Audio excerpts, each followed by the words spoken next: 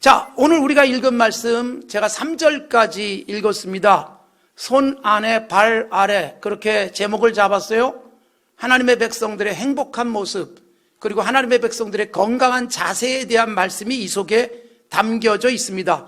33장은 이스라엘 자손들을 향한 모세의 축복이에요. 예언적 축복. 여러분, 창세기 49장에서 야곱이 12아들에게 예언적 축복을 했어요. 그러고 나서 야곱의 축복대로 어마어마한 복이 임했어요. 아브라함에게 하나님이 약속하신 대로 이스라엘 백성들이 애굽에 내려갔지만 번성했잖아요. 그리고 돌아온 거예요. 돌아오는 중에 가나안 땅 들어가기 직전에 모세가 12지파에 이번엔 12아들들에 의해서 형성된 12지파에게 역시 예언적 축복을 하고 있습니다. 야곱이나 모세나 하나님의 특별한 계시에 의해서 앞을 내다봤어요. 그리고 축복을 했던 것입니다. 축복한 대로 그대로 되는 거예요. 창세기 49장과 신명기 33장을 비교를 하시면 좀 다른 부분이 있어요. 그 다른 부분도 결국은 모세가 축복하기 전까지는 그 야곱의 축복이 이루어졌어요. 그러다가 그 당시 살던 사람들이 삶을 아름답게 바꾸면서 저주가 축복으로 바뀌는 일도 바로 이 모세의 예언적 축복 속에 있어요. 그 부분은 제가 이 축복을 본격적으로 말씀드리면서 그때 언급을 하도록 하겠습니다. 우리도 여러분 축복하며 사시고 특히 자녀들을 향해서 축복하십시오. 우리가 예언할 수 있는 능력은 없지만 하나님 앞에서 바라다 보면서 기대하면서 축복하십시오. 자녀들을 향한 축복, 너는 이렇게 되기를 내가 기도한다, 응원한다. 자녀들의 꿈을 파악하고 그리고 자녀들이 원하는 것이 무엇인지 하나님 앞에서 내가 대신 짊어지고 기도해주고 자녀들을 응원하고 축복하는 것도 매우 중요한 일입니다. 어쨌든 축복하면 분명히 좋은 일이 있어요. 막혀있는 것도 하나님이 열어주시고 때로는 그 길이 아니면 더 좋은 길로 하나님의 역사하심이 분명히 있을 줄로 믿습니다. 우리가 하나님 나라에 가는 그날까지 자녀들을 축복하시고 이웃을 축복하시고 서로를 축복하시는 건강한 삶이 이어질 수 있기를 바랍니다.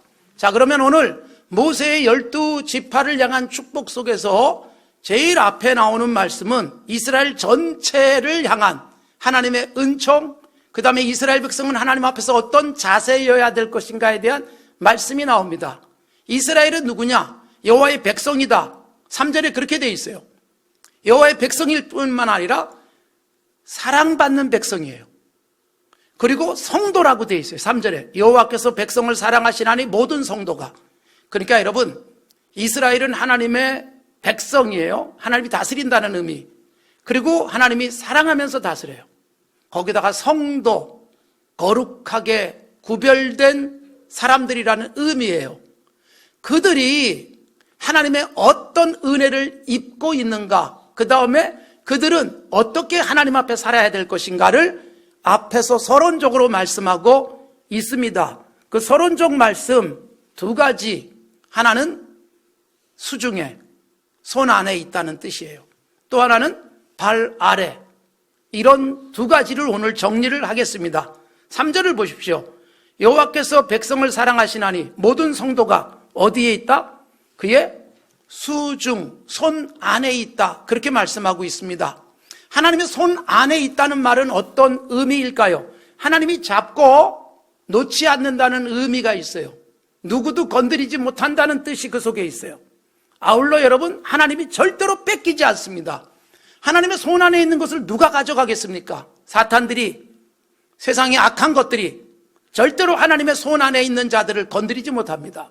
아브라함이 그랬고, 이삭이 그랬고, 야곱이 그랬고, 야곱의 후손들이 애굽에 내려가서 비록 바로 왕의 탄압하에 있을 때도 하나님의 손이 그들을 붙들고 있었던 거예요. 아프고 힘들지만 하나님의 손을 거둔 적이 없는 거예요. 그러다가 그들을 애굽에서 건져내시는 거예요. 그러니까 하나님이 하나님의 손과 함께 이스라엘이 애굽에 있었던 거예요. 수중에 있었어요. 단지 하나님의 손은 뜨거움을 느끼지 않지만 하나님의 손 안에 있는 이스라엘이 좀 뜨거웠던 거예요. 그래서 아우성을 쳤는데 그들을 하나님이 손을 쫙 거두니까 애굽에서 건져내신 거지요. 그래서 하나님의 수중에 있다는 말의 중요한 의미는 하나님께서 보호하신다, 지키신다, 바로 그런 의미입니다. 특별히 여러분, 하나님이 그 백성들을 지키시는데 2절에 이렇게 돼 있어요. 그가 일렀으되 여호와께서 시내산에서 오시고 세일산에서 일어나시고 바란산에서 비추시고, 이게 여러분 하나님의 행동이에요. 어디에 있든지 하나님이 그들을 속에 깊숙이 들어오신다. 1만 성도 가운데 강림하셨다. 그러니까 높이 계신 하나님, 이 시간도 그냥 하늘 높은 곳에서 우리를 내려다만 보시고 계시는 분이 아니라 삶의 현장에 내려와 주시는 하나님, 우리가 힘들면 오셔서 격려하시는 하나님, 우리를 일으켜 주시는 하나님인데, 그분이 우리 가운데 오셔서 그의 오른손에는 그들을 위해서 번쩍이는 불이 있다. 오른손에 번쩍이는 불이란, 여러분, 불의 힘 우리가 알고 있잖아요. 그리고 요즘은 과학적인 불도 있고요, 그리고 어마어마한 광선들이 있어요. 근데 여러분, 하나님의 오른손에 불이 있어요. 번쩍이는 그 불이 하나님의 백성들을 지키시는 오른손에서 나오는 힘이에요. 악한 자들은 불로 태우기도 하고, 대적들은 하나님이 그 불로 몰아내시고, 그리고 하나님의 백성들은 완벽하게 오른손으로 보호하시는데, 오른손이라는 표현은 힘을 상징하는 거예요. 하나님이 굉장한 힘으로, 왼손이 아니라 오른손이에요. 일반적으로 성경은 뭐 왼손 오른손 다 각각의 기능이 있지만, 오른손이라고 할 때는 왼손보다는 훨씬 월등한 힘, 이걸 상징하는 게 오른손인데, 하나님의 오른손 이렇게 표현되는 것입니다. 축복의 마지막 부분에 26절과 27절에 보면 이렇게 되어 있어요. 여수르니여 하나님 같은 이가 없도다. 그가 너를 도우시려고 하늘을 타고 궁창에서 위엄을 나타내시고, 27절 영원하신 하나님이 너의 처소가 되시고 그의 영원하신 팔이 내 아래에 있도다. 여기 팔이 등장해요. 그러니까 여러분, 하나님의 오른손이 이스라엘 백성을 든든하게 붙드시는데, 하나님의 백성들이 어려울 땐 그의 하나님의 강림과 함께 이스라엘 백성들을 팔 아래 두신다. 그러니까 팔을 이스라엘 백성들 아래 두신다. 즉 하나님이 이스라엘 백성들을 그 팔에 안아주신다는 의미가 이 속에 있는 거예요. 하나님의 완벽하게 보장해 주심, 붙드심. 그리고 하나님께 구원받은 백성들은 도망 못 가요. 하나님이 잡고 있고 그 속이 가장 안전하고 거기서 지키실 것이다. 신명기에 자주 나오는 표현이 있습니다. 4장 34절, 5장 15절, 7장 19절, 11장 2절, 26장 8절 등. 그 표현이 뭐냐? 거의 후렴구처럼 강한 손과 편팔. 애굽에서 건져내실 때 강한 손으로 건져내셨어요. 편팔로 그들을 보호하시고 인도하셨어요.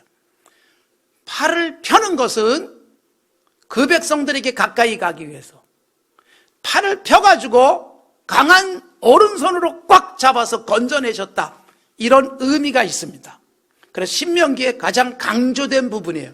강한 손과 편팔. 이걸 기억하라, 잊지 말아라. 이스라엘 백성이 이걸 왜 잊지 않아야 되느냐, 왜 기억해야 되느냐. 이스라엘 백성이 살다 보면요, 어려울 때가 있는데 그때도 하나님의 강한 손과 편팔이 애굽에서 건져내시듯 이스라엘을 완벽하게 보장해 주실 것이다. 바로 그거예요. 시편에도 강한 손, 편팔이 많이 나오지만 그 중에 시편 136편 12절, 하나님의 은혜에 감사하도록 권면하는 시, 노래인데 거기도 강한 손과 편팔로 인도하여 내신 하나님께 감사하라, 그렇게 돼 있어요. 하나님의 강한 손, 편팔, 그의 오른손, 매우 중요한 하나님의 백성들을 보호하신다는 사인이에요. 2절에 보면 하나님이 시온산에서 오시고 세일산에서 일어나시고 바란산에서 비추시고 그렇게 말씀하고 있잖아요. 어디든지 오시는 하나님이 이스라엘 백성들에게 오른손에 번쩍이는 불로 보호하실 것이다. 그래서 오시고 일어나시고 비추시고라는 표현들이 나오고 있습니다. 이 동사들은 하나님의 구체적인 그 백성을 향한 도우심이에요. 오른손에 번쩍이는 불, 사실 여러분, 하나님의 임재를요 구름으로도 묘사해 주고 있지만 불이 번쩍거리는 모습으로도 이스라엘 백성에게 나타내 보여주셨어요. 모세가 시내산에 올라갔을 때 구름이 가득했고 번쩍이는 불들이 있었어요. 그리고 하나님이 직접 율법 핵심인 십계명을 돌에다 새겨주시는데 번쩍이는 불, 여러분 요즘은 뭐 레이저 불로 글씨를 새길 수 있어요. 바위에도 그리고 금속에도 어디든 글을 새길 수 있잖아요. 하나님이 이 시대에 3500년 전에 이스라엘 백성들을 위하여 번쩍이는 불이 산 위에 가득했는데 그 불같은 손으로 글을 써주시는 거예요. 그리고 그 백성들에게 이것이 너희들이 지켜야 될 말씀임을 깨우쳐주고 있는 것입니다. 사랑하는 성도 여러분, 하나님의 오른손이 오늘 우리에게도 함께 하실 줄로 믿습니다. 예수님이 요한복음 10장 28절에서 말씀하셨어요. 아버지께서 바로 이 예수 믿는 모든 사람을 내 손에 주셨다. 누구도 뺏어갈 수 없다. 이게 예수님의 선포예요. 주님이 한번 꽉 잡으면 누구도 뺏어가지 못해요. 누구도 건드리지 못해요. 어떻게 하나님을 꺾고 하나님의 손 안에 있는 우리를 뺏어갈 수 있겠습니까? 하나님의 오른손은 나를 든든히 붙들어 주실 줄로 믿습니다. 단지 오해하지 마십시오. 하나님이 그 수중에 우리를 딱 놓고 계시고 그 오른손으로 강하게 붙들어 주기 때문에 예수 믿는 사람은 사고도 없고 차를 운전해도 늘 안전하고 전염병 중에도 병에 걸리지 않고, 그건 아니에요. 하나님이 우리를 오른손에 보호하시지만 애굽의 고통 속에 있을 때도 있었어요. 하나님이 그 오른손으로 꽉 잡고 놓지 않는다는 의미는 여러분 힘든 일을 겪기도 해요. 예수님도 겪으셨고 바울 사도도 고난을 겪었어요. 그러나 여러분, 고난을 겪고 있는 순간에도 하나님의 오른손이 떠난 적은 없다는 뜻이에요. 그때도 하나님의 수중에 있어요. 그래서 여러분 병원 걸렸는데 좌절하지 않습니다. 심지어 여러분 죽는 그 순간에도 하나님이 놓지 않기 때문에 사탄에게 뺏기지 않아요. 죽는 그 순간이 하나님 나라 가는 거예요. 하나님이 그 손으로 꽉 잡아서 하나님의 나라로 인도해 가십니다. 그것이 바로 하나님의 오른손이에요. 하나님이 우리를 수중에 두고 있다는 의미예요. 우리는 아무 걱정할 거리가 없다, 문제가 없다가 아니라 걱정할 일이 생겼지만 예수 믿지 않는 사람처럼 걱정하진 않습니다. 하나님의 손에 붙들려 있다는 감격과 기쁨 속에서 누구도 찬송할 수 없는 상황에서 찬송이 가능한 것은 하나님이 나를 놓지 않고 계시기 때문이다. 그런 의미예요. 오해하지 마십시오. 하나님의 오른손이 우리를 꽉 잡아주시는데 이건 무사고 그리고 항상 어떤 문제도 일어나지 않는다가 아니라 문제가 있어요. 그런 세상에 살아요. 그러나 거기서 좌절하지 않게 하시고 세상 사람들이 말하는 가장 절망적인 상황, 죽음을 겪어도 거기서도 우리를 꽉 잡고 하나님 나라로 인도해 주실 줄로 믿습니다. 이게 하나님의 손 안에 있는 이스라엘의 복이에요. 자, 그러면 하나님은 우리를 손 안에 꽉 잡고 보호하시는데 우리는 어떻게 살아야 될 것인가? 우리의 위치, 우리의 자세예요. 그 자세는 3절에 이렇게 돼 있어요. 여호와께서 백성을 사랑하시나니 모든 성도가 그의 수중에 있고, 우리 이스라엘 백성, 하나님의 백성들은 주의 발 아래에 앉아 주의 말씀을 받는도다 그랬어요. 여러분, 하나님은 우리를 수중에 꽉 잡고 있고 우리는 어떻게 하면 되느냐? 그분의 발 아래에 있으면 돼요. 가장 심각한 문제는 하나님의 머리 위로 올라가려고 할 때, 그때가 문제인 거예요. 우리의 자리, 위치, 이거 잘 지키면 하나님의 손 아래 우리는 안전할 줄로 믿습니다. 근데 인간들이 좀 똑똑해지면 자꾸 하나님 머리 위로 올라가요. 발 아래예요, 발 아래. 사탄은 어떻게 시작이 됐을까? 많은 분들이 궁금해할 수 있어요. 성경이 아주 조금 희미하게 우리에게 힌트를 주는데 그 중에 하나, 유다서, 짧아요. 한 장밖에 되지 않는, 한 페이지밖에 안 되는 유다서 6절에 보면 자기 지위를 지키지 아니하고 자기 처소를 떠난 천사들을 큰 날의 심판까지 영원한 결박으로 흑암에 가두셨다. 그래서 여러분, 천사가 자기 위치, 지위, 처소를 지키지 않고 떠나버렸을 때 자기 자리를 벗어나서 잘못된 길에 간 거예요. 잘못된 자리로 간 거예요. 하나님의 자리에 올라갔기 때문에 이게 사탄이 되는 거예요. 우리가 조심하셔야 돼요. 우리가 누군가, 내가 누군가 아무리 똑똑하고 힘이 있고 아무리 모든 걸 다 할 것 같이 여겨도 우리는 주님의 발 아래 있음을 고백하셔야 됩니다. 주님의 발 아래 있으면 주님이 그 손으로 우리를 꽉 잡아주십니다.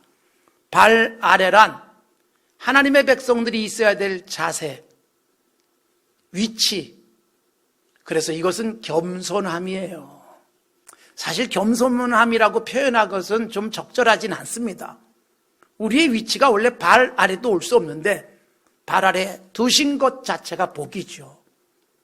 겸손함이 아니라 나를 아는 거예요. 내가 있어야 될 위치에 두는 거예요.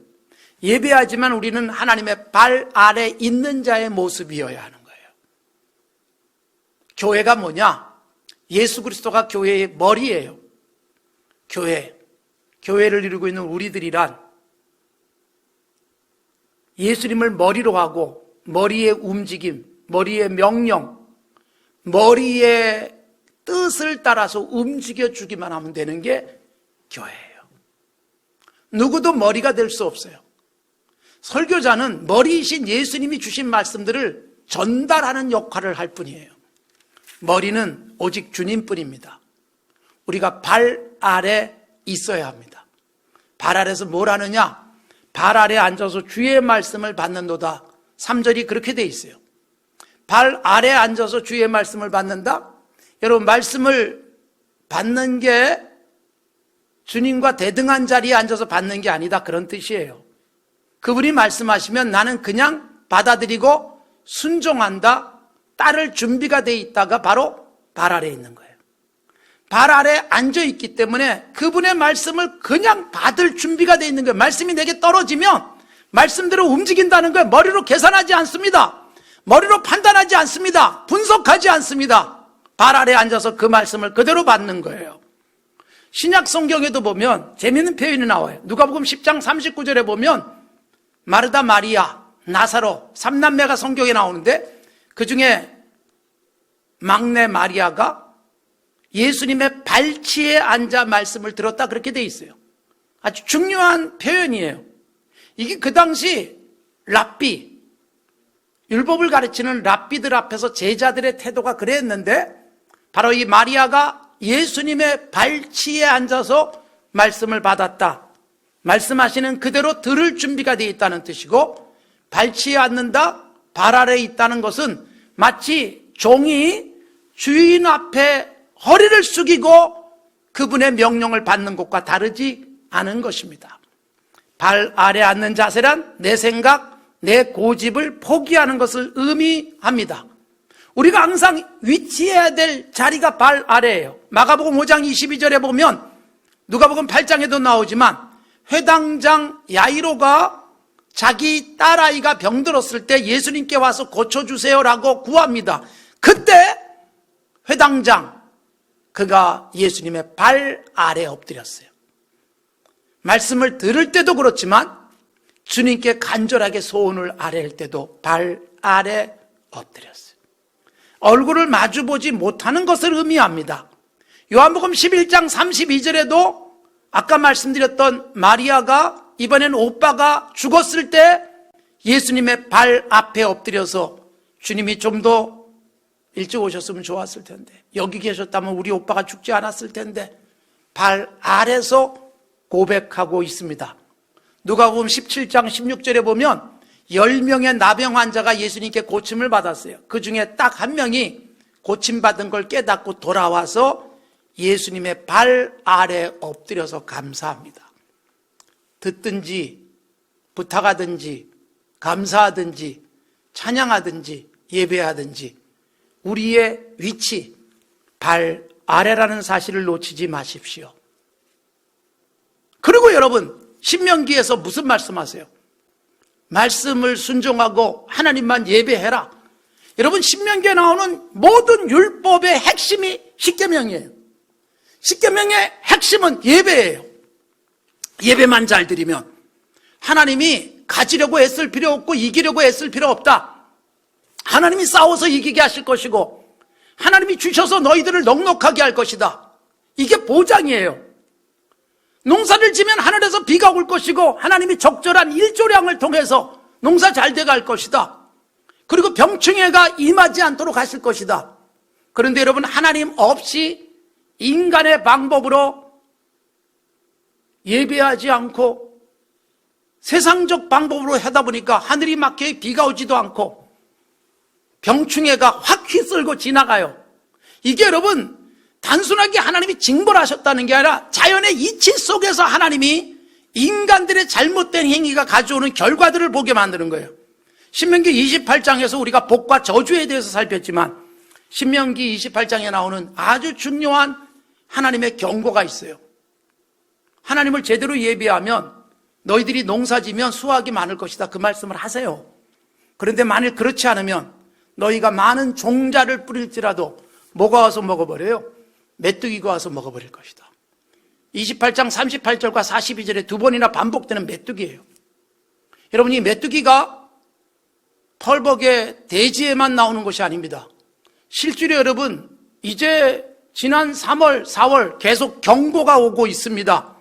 세계 식량 기구가 식량 안보 위기를 촉발할 만한 위기가 오고 있다. 동아프리카 지역에 메뚜기 떼가 창궐하고 있다는 거예요. 3월에 광범위하게 비가 내리고 난 다음에 동아프리카, 예멘 동부, 이란 남부 등에서 메뚜기 수가 극적으로 늘어날 조짐을 보이고 있다. 메뚜기가 무리를 이루고 새로운 메뚜기 떼가 케냐, 북부와 중부, 에티오피아 남부, 소말리아 등에서 형성되고 있다는 거예요. 올해 알들이 부화가 일어나고 6월 말 7월이 되면 새로운 때를 이루고 그게 첫 수확의 때가 된 그때 곡식들을 먹어버리면서 인류가 위기를 맛보게 될 것이다. 이미 이것은요, 코로나19가 세계를 휩쓸기 전부터 동아프리카에 창궐하기 시작했던 거예요. 70년 만에 보는 메뚜기 떼다. 살충제를 뿌려서 메뚜기 떼를 없애야 되는데 코로나19로 인하여 국제 수송망이 다 끊겨버렸잖아요. 살충제를 이동시킬 방법이 없어진 거예요. 유엔이 메뚜기 떼를 퇴치하기 위해서 모금 중에 있습니다. 1억 5,300만 달러를 목표로 모금 중에 있고 이미 모금이 되고 있어요. 우리나라 돈으로 거의 2천억에 가까운 돈입니다. 이 메뚜기 떼가 중국으로 넘어갈 가능성도 있다 라고 예측하는 거예요. 이렇게 되어지는 이유가 기후위기에 기후위기. 그래서 메뚜기 떼가 아주 기형적으로 늘어나는, 결국 인간의 과학의 발달이 가져온 결말이라는 것입니다. 하나님을 예배하기보다, 하나님의 발 아래 엎드려 하나님을 찬송하기보다 어느새 하나님의 머리 위로 올라가 앉아버리는 인간들에게 하나님이 그 오른손을 거두시는지도 몰라요. 그래서 여러분, 발 아래 엎드려라. 그러면 하나님이 책임져 주신다라는 거예요. 하나님의 백성인 우리들, 교회, 하나님의 발 아래 제대로 엎드려야 되는데 교회도 하나님의 발 앞에 엎드리기보단 자본 앞에 엎드리고 사람의 수를 자랑하는 가장 비극적인 교회답지 못한 교회가 되면서 위기가 오는 거예요. 사랑하는 성도 여러분, 하나님의 손은 우리를 확실하게 붙들고 계실 겁니다. 발 아래 우리가 제대로 엎드리기만 하면 하나님의 오른손에서 끊임없이 우리를 위해서 비가 내리고 햇빛이 비춰지고 우리의 삶을 풍성하게 평안하게 하시는 은혜도 임할 줄로 믿습니다.